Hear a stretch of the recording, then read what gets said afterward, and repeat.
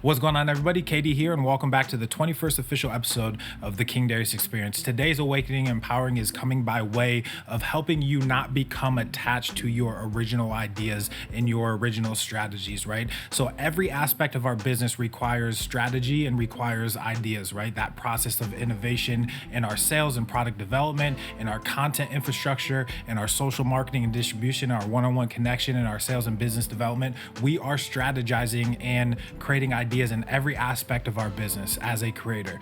And this means that all of these ever-changing variables cannot be factors that teeter-totter our emotions, let alone our behaviors from doing the right things, right? We focus heavily on being accurate as a creator because a creator should have the freedom to create in and around the things that they love, right? From all angles, all aspects, all shapes, forms, and types.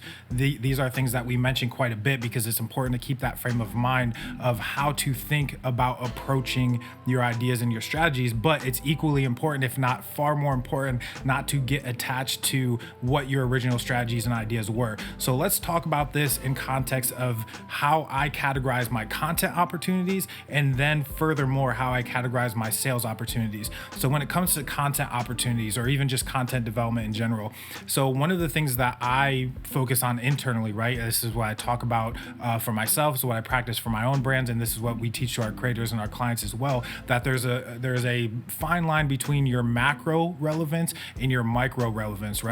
So when you take any type of topic, category, trend, idea, whatever, and you're creating content around it, or you're creating some type of innovation around it, but in context of content, your relevance has a top line and a bottom line. Running, for example. Running as a topic is easy to create content around, any form of content. And if you are a runner or interested in the category or topic of running, there's a chance, right? And only a law of averages, if you will, that you will enjoy or find value in the content being presented by any one, brand, personality, authority, or influencer.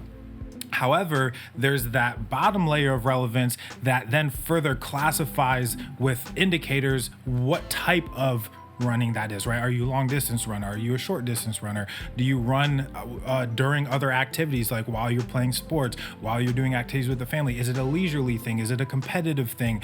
Are you in it more for, the aesthetic and the benefits that it can bring to your body? Are you more in it for the socialism and the community that is in around those things? Is it a combination of any one of those things? This is the further classification and relevance that you would have to chase if you were creating in and around the topic of running. So all of your solutions, your sales, your strategies, your marketing, your influencer marketing, your biz dev, everything that comes forth out of you within that topic would have to understand your top line relevancy, which you want to become known for as an influencer and authority, and your bottom line relevancy, or your micro relevancy, that identifies the accuracy of where you're aiming that content and how you're positioning it. So this is very similar to the concept we just talked about as it pertains to your short form content earning the trust and respect for your long form content. But this is a lot more in line with your aim than it is about the function, which brings me to a huge point within your ability to start classifying your content opportunities. And that is a massive difference. So there's a fine line between micro and macro relevance, but there's a massive difference between functional quality and sensory quality.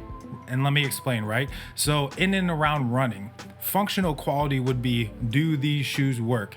Does this form work? Does this approach to running work? Does this community help me get better?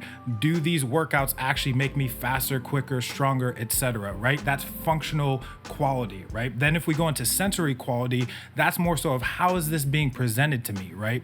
How are the visual aspects? What does it sound like? What does it feel like experientially as I read this or consume this, right? Or take part in this thing. So there's a lot of people try to weigh quantity versus quality, which are two completely different things and so subjective to the eye of the beholder, if you will. Whereas functional quality versus sensory quality, it still shows or puts importance and gravity on quality itself, but then it further classifies what type of quality are you trying to, approach or accomplish, right, as you execute your content.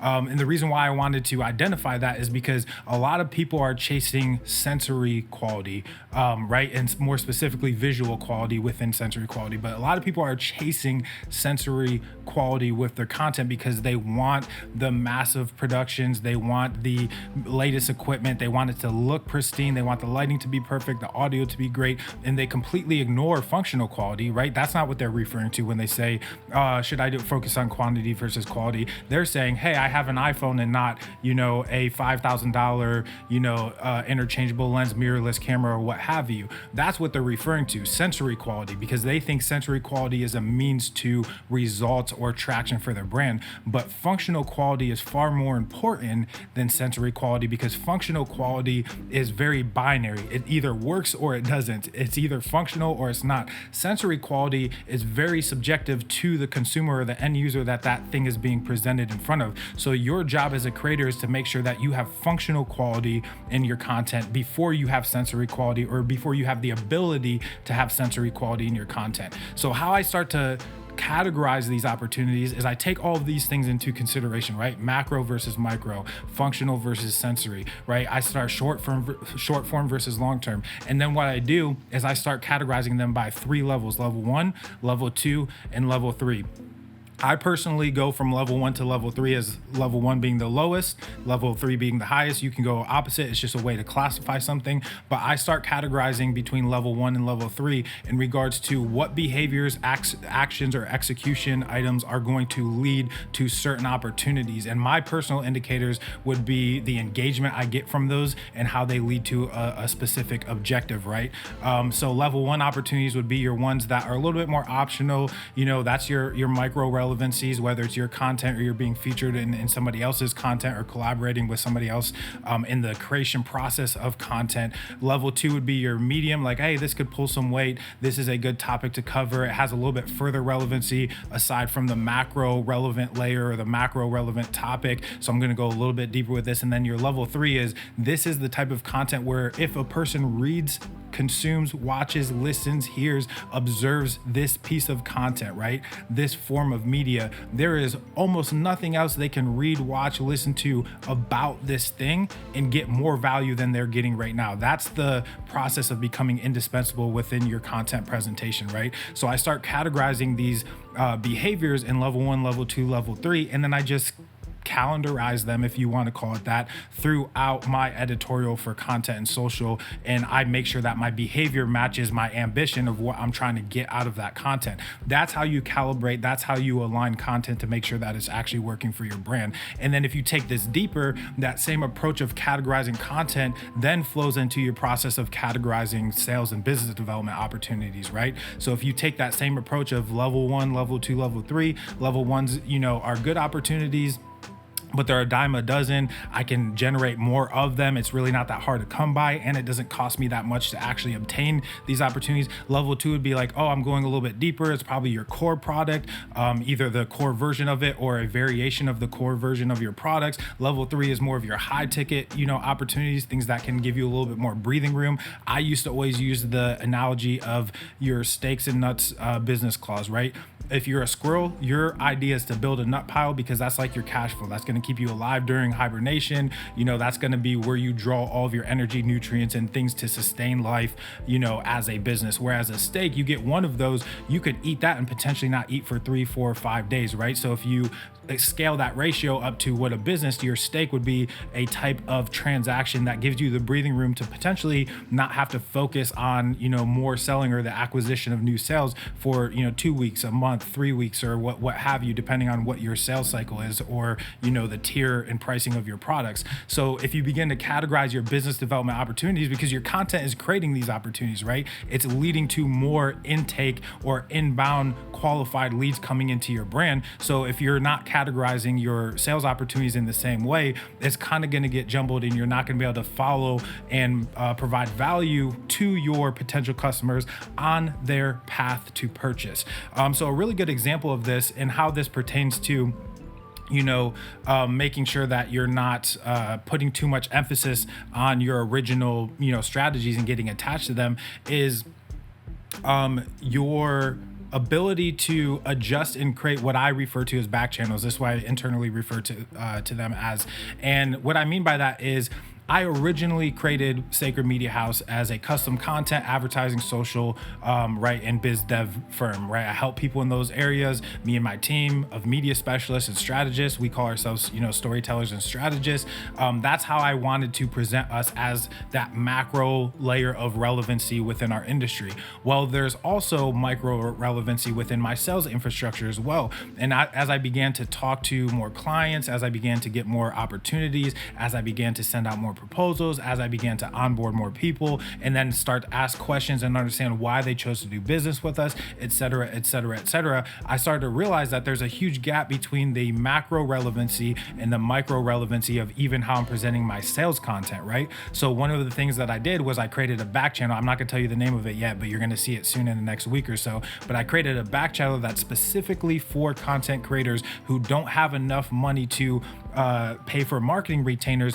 but they're already invested in the things that they can do today, which 9 times out of 10 is going to include, content, social, and one-on-one connection. So I created a business model and infrastructure around that as a client intake channel or a back channel for Sacred Media House. So I didn't get attached to my original idea that I was going to create a website, create a brand, create some content, and then a bunch of people were going to just flock to my brand and my business and buy up all my services and products. I knew that as I was going to get into the trenches and actually, plow some ground and be a pioneer and a trailblazer, that there were going to be things I had to reposition, aka one of these things, a back channel, so I could reposition something that I already offer in a new way. So when people land in that moment or on that page or on that platform or wherever it is that I'm directing to for this back channel, right, it is far more relevant to them in that moment and in the mindset that they are in than if they were to just hop on the Sacred Media House website, right? So it's repositioning, it's repurposing and categorizing those opportunities so you cannot be so attached to what you originally thought your business strategy was gonna be for those things, and you're more attached to the function of what you can get out of that. So this all together, what does this do for you, right? What does, not over romanticizing your strategies do for you? What does not getting attached to what you originally thought something should be do for you in real time? Well, it helps you get your stuff in front of the right people, right? So one of the things that they talk about in inbound marketing and, even more historically permission-based marketing is context, right? With EXT at the end, context. And what context is: the right things to the right people at the right time. And you can take this concept into very, a wide array of other areas in your business too, but context is, the highest point of relevance for your business and your brand. So if you're wanting to get in front of the right people, your definition of the right people needs to change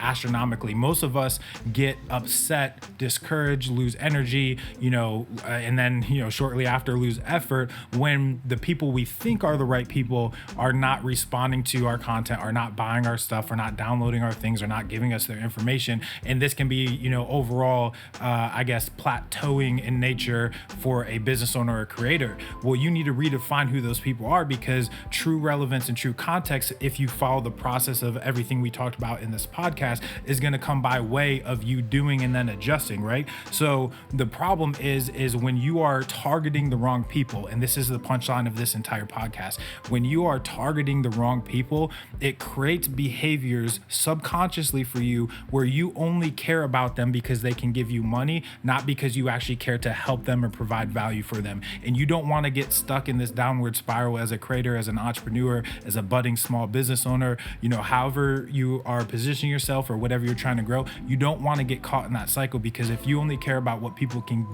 give you, aka their money and their resources and their time, and you don't care for them, then it's going to show in every aspect of your business. And when you stop doing the things necessary to acquire acquire that money, acquire that time, acquire those resources, the results stop as well. Whereas if you put more time and attention in providing true relevance and context for your brand, the content you're pushing forth, and the sales that you're positioning, you're going to be a lot more apt for true results, and not only true results, but results that are aligned with your actual goals and objectives, and not just being in business to create yourself another job, which stifles your freedom as a creator. And we know that freedom is a creator's currency. So that being said, hopefully that was a super valuable episode for you.